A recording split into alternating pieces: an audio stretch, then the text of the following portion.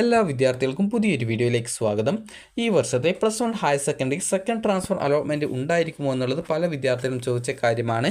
അതുപോലെ തന്നെ വിദ്യാർത്ഥികൾക്ക് നിലവിൽ ഇപ്പോൾ ട്രാൻസ്ഫർ കിട്ടിയിട്ടുള്ള കോഴ്സ് ഇഷ്ടപ്പെട്ടില്ല, അങ്ങനെയെങ്കിൽ ആദ്യം ലഭിച്ച സീറ്റിലേക്ക് പോകാൻ പറ്റുമെന്നുള്ളത് പല വിദ്യാർത്ഥികളും ചോദിക്കുന്ന കാര്യമാണ്. അതായത് ഇപ്പോൾ ANS സ്കൂളിൽ നിന്ന് BNS സ്കൂളിലേക്കോ അല്ലെങ്കിൽ BN കോഴ്സിലേക്കോ നിങ്ങൾക്ക് മറ്റൊരു കോഴ്സിലേക്കോ ട്രാൻസ്ഫർ കിട്ടിയെന്ന് കരുതുക. അപ്പോൾ അങ്ങനെ ട്രാൻസ്ഫർ കിട്ടിയ സമയത്ത് ആ ഒരു കോഴ്സ് ഡിലീറ്റ് ചെയ്യാൻ പറ്റുമെന്നുള്ളത് പല വിദ്യാർത്ഥികളും ചോദിക്കുന്ന കാര്യമാണ്. പ്രത്യേകം ശ്രദ്ധിക്കേണ്ട കാര്യം, നിങ്ങൾക്ക് ഒരു സ്കൂളിൽ നിന്ന് മറ്റൊരു കോഴ്സിലേക്കോ അല്ലെങ്കിൽ മറ്റൊരു സ്കൂളിലേക്കോ ട്രാൻസ്ഫർ കിട്ടുകയാണ് എങ്കിൽ നിങ്ങൾക്ക് ആദ്യം കിട്ടിയിട്ടുള്ള സീറ്റ് റദ്ദ് ചെയ്യപ്പെടും. അതിനുശേഷം പുതിയ സ്കൂളിലേക്ക് അഡ്മിഷൻ തരും. ഇത് ഈ ഒരു രീതിയാണ് വരിക. അപ്പോൾ അതുകൊണ്ട് തന്നെ വിദ്യാർത്ഥികൾ ശ്രദ്ധിക്കേണ്ട പ്രധാനപ്പെട്ട കാര്യം, നിങ്ങൾക്ക് ഇപ്പോൾ ലഭിച്ചിട്ടുള്ള കോഴ്സിൽ താല്പര്യമില്ലെങ്കിൽ കൂടി നിങ്ങൾ നിർബന്ധമായിട്ടും ട്രാൻസ്ഫർ കിട്ടിയിട്ടുള്ള കോഴ്സിലേക്കോ അല്ലെങ്കിൽ സ്കൂളിലേക്കോ, എവിടെയാണ് നിങ്ങൾക്ക് ട്രാൻസ്ഫർ കിട്ടിയിട്ടുള്ളത് അവിടെ പോയിട്ട് ജോയിൻ ചെയ്യേണ്ടതാണ്. അപ്പോൾ ജൂലൈ 23-ാം തീയതി വൈകുന്നേരം 4 മണി വരെ മാത്രമാണ് അഡ്മിഷൻ എടുക്കാനുള്ള അവസരം. അതുകൊണ്ട് തന്നെ നാളെ തന്നെ പോയിട്ട് അഡ്മിഷൻ എടുക്കാനായിട്ട് ശ്രദ്ധിക്കുക. അതിനുശേഷം താല്പര്യമുണ്ടെങ്കിൽ പിന്നീട് സെക്കൻഡ് ട്രാൻസ്ഫറിന് അപ്ലൈ ചെയ്യാവുന്നതാണ്. ഇനി സെക്കൻഡ് ട്രാൻസ്ഫർ അലോട്ട്മെൻറ്റ് എപ്പോഴാണ് ഉണ്ടാവുക, അതിന് വീണ്ടും സ്കൂൾ കോഴ്സ് ഓപ്ഷൻ കൊടുക്കേണ്ടതുണ്ടോ എന്നുള്ളത് പല വിദ്യാർത്ഥികളും ചോദിക്കുന്ന കാര്യമാണ്. അപ്പോൾ സെക്കൻഡ് ട്രാൻസ്ഫർ അലോട്ട്മെൻറ്റിന് ഇതുവരെ ട്രാൻസ്ഫർ അലോട്ട്മെൻറ്റിന് എങ്ങനെ അപേക്ഷ വീണ്ടും നൽകേണ്ടതുണ്ടോ എന്ന് ചോദിച്ചാൽ വീണ്ടും നൽകേണ്ടതുണ്ട്. അപ്പോൾ നിങ്ങൾക്ക് ആ ഒരു സമയത്ത് നേരത്തെ നൽകിയതുപോലെ തന്നെ കാൻഡിഡേറ്റ് ലോഗിൻ ചെയ്ത ശേഷം അപ്ലൈ ഫോർ ജില്ല, അതായത് ഡിസ്ട്രിക്ട് ട്രാൻസ്ഫർ എന്ന് പറഞ്ഞിട്ടുള്ള ലിങ്ക് കാണാൻ സാധിക്കും. അതിൽ ക്ലിക്ക് ചെയ്ത് നിങ്ങൾക്ക് താല്പര്യമുള്ള ഓപ്ഷനുകൾ നിങ്ങൾ ഇപ്പോൾ നൽകിയ ഓപ്ഷൻ നൽകിയ സെയിം രീതിയിൽ തന്നെയാണ് നൽകേണ്ടത്. പ്രത്യേകം ശ്രദ്ധിക്കേണ്ടത്, വേക്കൻസി ലിസ്റ്റ് നോക്കിയിട്ടും അതുപോലെ വേക്കൻസി ഇല്ലാത്ത സ്കൂളുകളിലേക്ക് കൂടി ഓപ്ഷൻ നൽകാൻ സാധിക്കും. പ്രത്യേകം ശ്രദ്ധിക്കേണ്ട മറ്റൊരു കാര്യം, ഒരു വിദ്യാർത്ഥിക്ക് അതായത് ഒന്നിലധികം ഓപ്ഷനുകൾ നൽകാവുന്നതാണ്. കാരണം പല വിദ്യാർത്ഥികളും ഓരോ ഓപ്ഷനെ നൽകാൻ പറ്റൂ എന്ന് കരുതി ആപ്ലിക്കേഷൻ കൺഫേം ചെയ്ത് പോയിട്ടുണ്ടായിരുന്നു. അങ്ങനെയുള്ള വിദ്യാർത്ഥികൾ ശ്രദ്ധിക്കേണ്ടത്, നിങ്ങൾക്ക് ഓപ്ഷൻ ആഡ് ചെയ്യുന്നത് സിമ്പിളായിട്ടാണ്. അതായത് നിങ്ങൾക്കിപ്പോൾ ഇവിടെ കാൻഡിഡേറ്റ് ലോഗിൻ കാണാം. ഇത് ഫസ്റ്റ് ട്രാൻസ്ഫറിൻ്റെ ആ ഒരു റിസൾട്ട് വന്നതിൻ്റെ ലിങ്കാണ്. അപ്പോൾ ഇതേ ലോഗിൻ തന്നെയാണ്, പക്ഷേ ഇത് ലോഗിൻ ചെയ്ത് കഴിഞ്ഞാൽ നിങ്ങൾക്ക് ഈ ഒരു ഫസ്റ്റ് ട്രാൻസ്ഫറിൻ്റെ റിസൾട്ട് അറിയാൻ സാധിക്കുമെന്ന് മാത്രമേ ഉള്ളൂ. അപ്പോൾ ഇതിൽ നിങ്ങളുടെ ആപ്ലിക്കേഷൻ നമ്പറും പാസ്വേഡും ജില്ലയും നൽകി ലോഗിൻ ചെയ്ത ശേഷം പിന്നീട് സെക്കൻഡ് ട്രാൻസ്ഫർ വരുന്ന സമയത്ത് നിങ്ങൾക്ക് അപ്ലൈ ഫോർ ഡിസ്ട്രിക്ട് ട്രാൻസ്ഫർ എന്നുള്ള ലിങ്ക് കാണാൻ പറ്റും. അതിൽ ക്ലിക്ക് ചെയ്ത് കഴിഞ്ഞാൽ പിന്നീട് നിങ്ങൾക്ക് ഇതുപോലെയാണ് കാണാൻ സാധിക്കുക. നിങ്ങളുടെ പേര് നൽകാനുള്ള ഒരു ഭാഗം, നിങ്ങളുടെ +1ൻ്റെ ആപ്ലിക്കേഷൻ നമ്പർ നൽകാനുള്ള ഒരു ഭാഗം, പിന്നെ അതുപോലെ നിങ്ങളുടെ 10ാം ക്ലാസ്സിൻ്റെ രജിസ്റ്റർ നമ്പർ നൽകാനുള്ള ഭാഗം, അതുപോലെ തന്നെ നിങ്ങളുടെ +1 നിലവിൽ അഡ്മിഷൻ ലഭിച്ചതിൻ്റെ സ്കൂളിലാണ് കിട്ടിയത് ആ സ്കൂളിലേക്ക് കോഡ് നൽകണം. കോഡ് നൽകിയാൽ ഓട്ടോമാറ്റിക്കലി സ്കൂളിൻ്റെ ഡീറ്റെയിൽസ് വരും.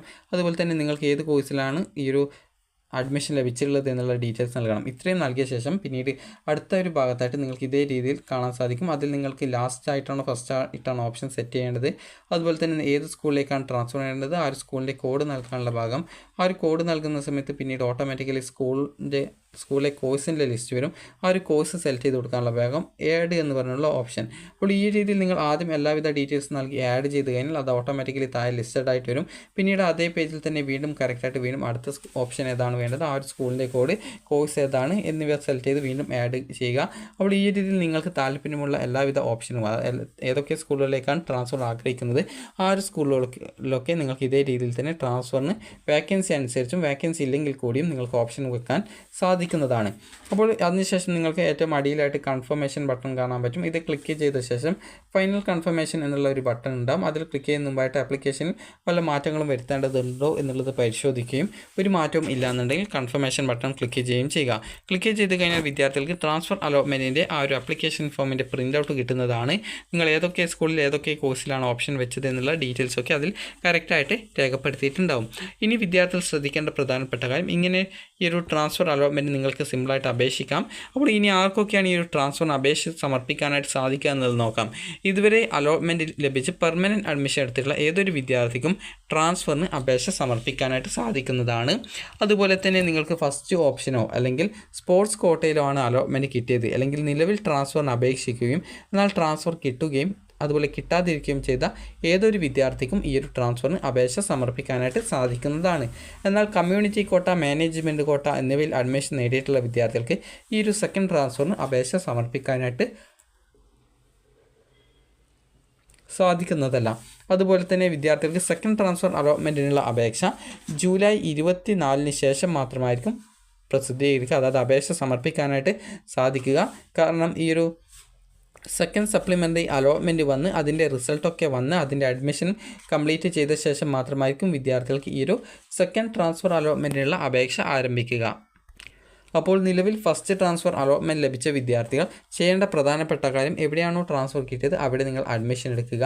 അതുപോലെ തന്നെ നിങ്ങൾക്ക് ഈ ഒരു സെക്കൻഡ് ട്രാൻസ്ഫർ അത് ഫസ്റ്റ് ട്രാൻസ്ഫർ കിട്ടിയ വിദ്യാർത്ഥികൾ ആ ഒരു കിട്ടിയിട്ടുള്ള ആ ഒരു സ്കൂളിൽ അല്ലെങ്കിൽ കോഴ്സിലേക്ക് പോയിട്ട് അഡ്മിഷൻ നേടുക.